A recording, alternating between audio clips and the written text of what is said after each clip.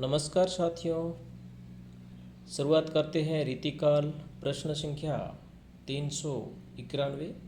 इनकी कविता श्रृंगारी है परंतु प्रेम की उच्च भूमि पर नहीं पहुंचती है। बिहारी के बारे में उपर्युक्त कथन किस आलोचक का है? आचार्य शुक्ल। बिहारी मुक्तक साहित्य के बेजोड़ कवि है। कथन किसका है? विश्वनाथ सिंह। मुख छवि निरखी चकोर अरु तनपा निप लखी मीन पंक्ति किस रीतिकालीन कवि की है? रसलीन की। किस रीतिकालीन कवि को आचार्य हजारी प्रसाद द्विवेदी ने सरस सूक्तियों का चिंताकर्षक कवि कहा है? कालिदास त्रिवेदी को। वर वधु विनोद या बार वधु विनोद के रचनाकार है कालिदास त्रिवेदी। बिहारी के समान इन्होंने भी कहीं कहीं ऊहात्मक अत्युक्ति की है। शुक्ल ने किस रीतिकालीन कवि के संदर्भ में कहा है? तोष निधि के बारे में। जसवंत सिंह आचार्य की हैसियत से हिंदी में आए, कवि की हैसियत से नहीं। कथन किसका है? रामचंद्र शुक्ल का। रस पीयूष निधि के रचनाकार सोमनाथ। भूषण हिंदू जाति के प्रतिनिधि कवि है। कथन किसका है? शुक्ल का। शब्द नाम प्रकाश शतरंज शतिका किसकी रचना है? भिखारीदास। केशव की तुलना बेन जॉनसन से की जा सकती है। केशव व्यंग्य के सफल कवि थे।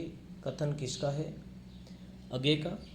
किस रीतिकालीन आलोचक ने रीतिकालीन काव्य को क्षयग्रस्त काव्य कहा है? डॉक्टर नगेंद्र ने। कवि को देन न चाहिए विदाई पूछे केशव की कविताई। कथन किसका है? शुक्ल का। किसने केशवदास की रामचंद्रिका को फुटकल कविताओं का संग्रह कहा है? पीताम्बर दत्त बड़थवाल ने। केशवदास कोर्ट के कवि है। कथन किस आलोचक का है? डॉक्टर विजयपाल सिंह का। प्रस्तार प्रकाश के रचनाकार है ग्वाल कवि। रस रत्नावली व काव्य रत्न के रचयिता मंडन मिश्र। कंठाभूषण किसकी रचना है? भूपति। काव्य सरोज के रचनाकार श्रीपति। त्रिया तेल अमीर हठ चढ़े न दूजो बार पंक्ति किसकी है? ग्वाल कवि। इश्क लहर दरियाब के रचनाकार है ग्वाल कवि।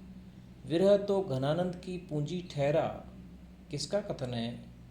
रामधारी सिंह दिनकर का। भूली कहत नवरस सुकवि शकल मूल श्रृंगार पंक्ति किसकी है? देव। निम्न में से कौन सी रचना देव ने उद्योत सिंह वैश्य के आश्रय में रहकर लिखी? प्रेमचंद्रिका। देव की किस रचना में विषय वासना के तिरस्कार, प्रेम के महात्म्य और उसके विविध रूपों का वर्णन किया गया है? प्रेम चंद्रिका में। रीतिकाल का कौन सा कवि अपने अक्खड़ स्वभाव के लिए जाना जाता है? देव। रीतिकाल में सर्वाधिक मौलिक उद्भावनाएं प्रकट करने वाले कवि है देव। देव की किस रचना में भगवान कृष्ण के चरित्र का वर्णन है? देव चरित्र में। भूषण को रीतिकाल का विलक्षण कवि किसने कहा है? डॉक्टर नरेंद्र ने। यहाँ पर नरेंद्र नहीं डॉक्टर नगेंद्र होना चाहिए। भूषण को रीतिकाल का विलक्षण कवि किसने कहा है? डॉक्टर नगेंद्र ने। किस आलोचक ने बिहारी सतसई को रसिकों के हृदय का घर कहा है? हजारी प्रसाद द्विवेदी ने। बिहारी सतसई को शक्कर की रोटी कहने वाले आलोचक हैं डॉक्टर पदम सिंह शर्मा। केशवकृत रामचंद्रिका में सर्ग 39। केशवकृत जहांगीर जस चंद्रिका का रचनाकाल 1612 ईस्वी। किस आलोचक ने केशवदास को संस्कृत का क्लासिक पंडित कहा है? डॉक्टर बच्चन सिंह। किसने रीतिकाल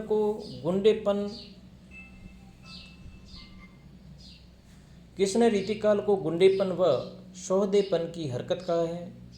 मार्कंडेय वाजपेयी। किस कवि को भक्तिकाल एवं रीतिकाल का समन्वयक माना जाता है? जगन्नाथ दास रत्नाकर।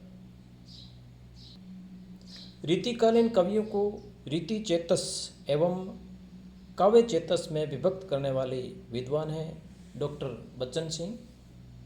अपने आश्रयदाताओं की रुचि के कारण रीतिकालीन काव्य का उदय हुआ, कथन किसका है? आचार्य शुक्ल।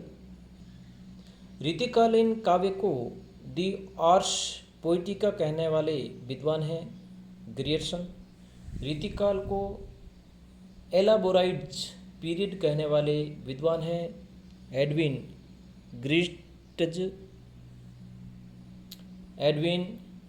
ग्रिट्ज।